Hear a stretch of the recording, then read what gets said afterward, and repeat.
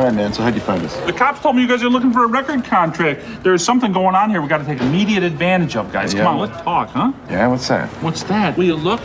This is hot. You guys are the hottest thing since Marky Mark and the Funky Bunch. Marky Mark, man, that guy sucks. Okay, forget Marky Mark. There's magic out here, guys. Let's talk contracts. I promise you, someday we're going to be backstage at the Forum laughing about this.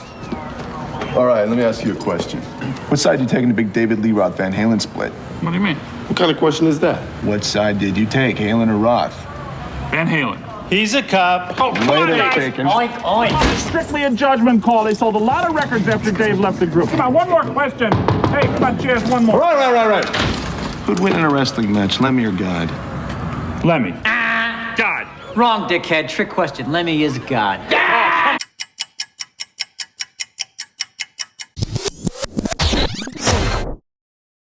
It is August 2024, my dudes. That means it's time to start talking about all of the cool shit from August of 1994, 30 years ago this month, just like in the title. Now, I know sometimes I say something to the effect of it's a light month, and this isn't necessarily a light month, but it is a month where there's a lot of things that I don't have a lot to say about.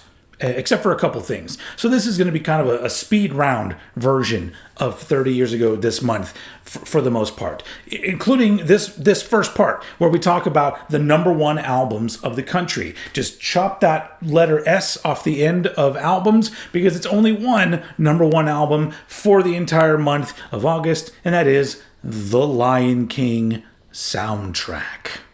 I said that slower, so maybe it feels like we're spending more time talking about this, but really, fuck off, Lion King, all right? And speaking of movies, let's quickly move on to the number one movies in the country for August of 1994. For the first 2 weeks, the number one movie in the country was Clear and Present Danger with Harrison Ford. I love Harrison Ford. I think I've seen this movie. Don't really remember. And for the third week of August 1994, the number one movie was one that was number one last month, and we already talked about it. That is Forrest Gump. And then moving on to the fourth week of August 1994, the number one movie in America was Natural Born Killers. Now, I did see this one in the theater, and I have seen it once or twice since then, but not recent enough for me to really give my opinions on it. Plus, this is not a movie channel, but it had a pretty cool soundtrack. It's got Woody Harrelson in it. It was during that period of Oliver Stone where he was making like kind of whacked out movies, and I actually really enjoyed that period of Oliver Stone. But other than that, don't have much to say about it. So put your thoughts in the comments below. But hold up, we are not done with movies. I know I ran through that really quickly, but it's because I had somewhere I needed to go. On August 5th, the movie Airheads was released in theaters. I saw this movie in the theater. Last month I talked about the soundtrack. I did not own the soundtrack at the time, and that's because the movie was a little bit of a disappointment for me. I went into it really expecting to love it for various reasons. Not only was it a rock and roll movie that looked funny, but also it was marketed as from the director of Heathers, which was a movie that I love. I mean, I love it still today, but I loved it back in the day. So I expected this movie to be a lot darker than it actually is. And we did an entire Cranked and Ranked kind of offshoot episode where we talked about Airheads, and I kind of talked about how I feel about it now. It's become one of my favorite movies of all time, but I've also discovered what it was that turned me off at the time, and that was Michael Richards. And this is years before everyone knew Michael Richards was a piece of shit. My problem with him in the movie was there was a slapstick element that was absolutely not needed in the movie at all. In fact, sometimes it feels like the scenes with him in it were just pulled from a different movie and just thrown into this movie. But other than that, to me, it's become an absolute classic. I love the soundtrack. I love the performances in the movie, especially Steve Buscemi and, of course, Brendan Fraser, because he fucking rules. But yeah, it's just become this movie that, like, not only do I enjoy every minute of it, but it's a very nostalgic movie for me as well. So it's grown to be one of my favorites of all time. And if you haven't seen it in a while, I highly suggest going and checking it out again. Just fast forward through every time you see Michael Richards, just fast forward. All right, now moving on to the albums released in August of 1994. On August 5th, the album Prick was released, which is not by the Melvins. It is by Snevlim.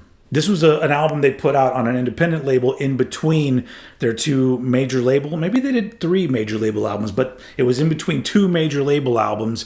And so I guess in order to get away with it, they put their name backwards on the album cover, as you can see, if I have the right image right here. And this is an interesting album because there's nothing on it that I would necessarily call a song. For Melvin's completists, it's an absolute essential, but for everybody else, just listen to it once, just so you know. Another fun fact, a lot of people probably already know this, is the album is called Prick, but it was originally supposed to be called Kurt Cobain, and unfortunately, because Kurt Cobain committed suicide, the Melvins decided that they probably shouldn't name the album that, and kind of a one last jab at him for like making them change their album title, they called the album title Prick. And honestly, if Kurt had lived, which that already would have been great, but if the album had come out as Kurt Cobain, that would have been really interesting because you had major label Melvin's album that got them some exposure they didn't have before. I was one of those people. And then they put out an independent album, but that album is called Kurt Cobain.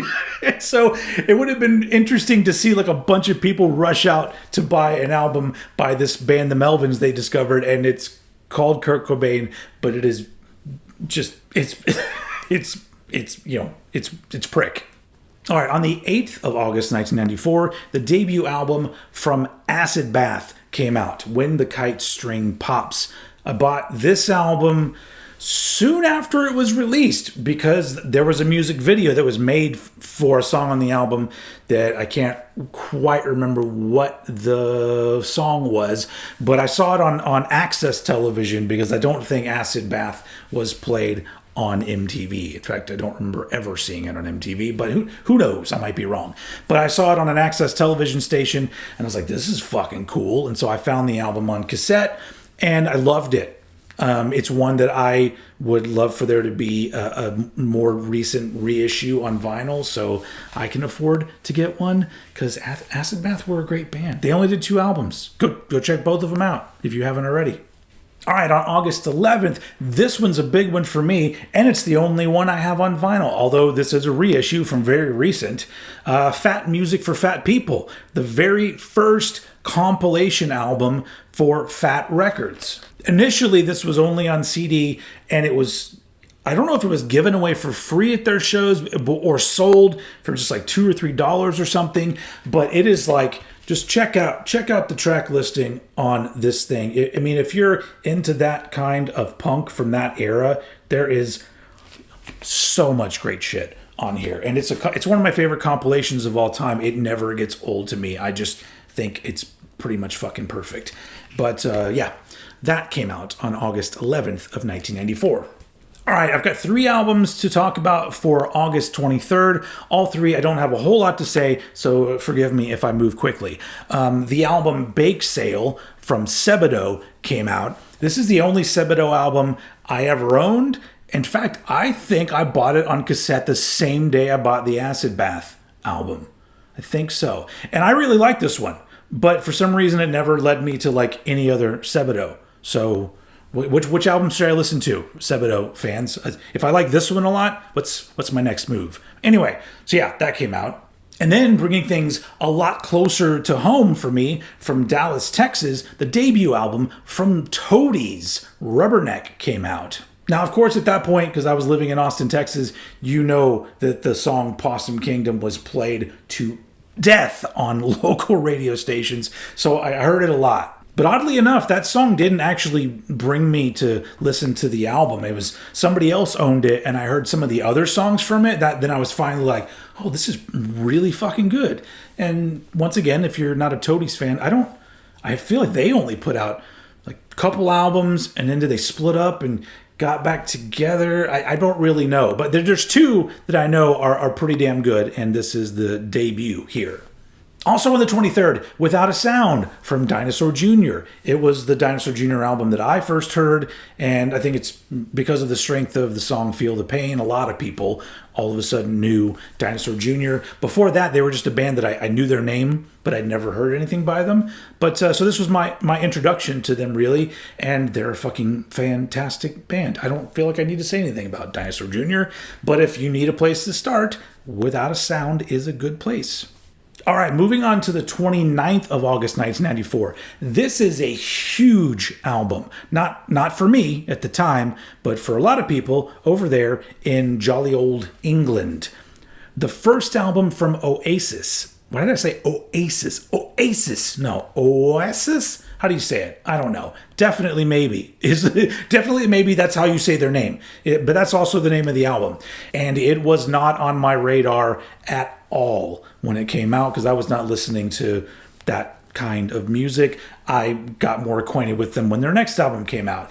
But here's the reason why I decided to talk about this particular album, because usually I'm talking about albums that I have some sort of attachment in one way or another to, but I feel like I want to get into Oasis. I randomly hear songs and I go, that's fucking cool. And so I'm leaving this here to like remind if future old head, if you go back and watch this video, remember that go just listen to this and get into Oasis somehow. I've heard all of What's the Story, Morning Glory, so I know that's a great album, but that's it. And I feel like I need to go deeper. Maybe we should do a Cronked and Ronked. What do you think, Eddie Spox? I think they're actually on the list, so we'll get around to them. And last but not least, on August 30th, 1994, I think this is the fourth or fifth album from the Jesus Lizard. It's called Down, and it sounds like a Jesus Lizard album, which is fantastic. And I think it's the last one that was produced by Steve Albini. Rest in peace, Steve Albini. Now, funny enough, even though they're from my neck of the woods, I did not get into Jesus Lizard until way after this album came out. But, it's the Jesus Lizard and they fucking rule. They got a new album coming out too this year in 2024. How fucking awesome is that? We haven't gotten GTA 6 yet, but we've got a new Jesus Lizard album. That one's for Eddie Sparks. All right, so that is everything I have to talk about for August of 1994. But who wants to go back another 10 years? Woo! All right, here we are in August of 1984, when I was 6 years old.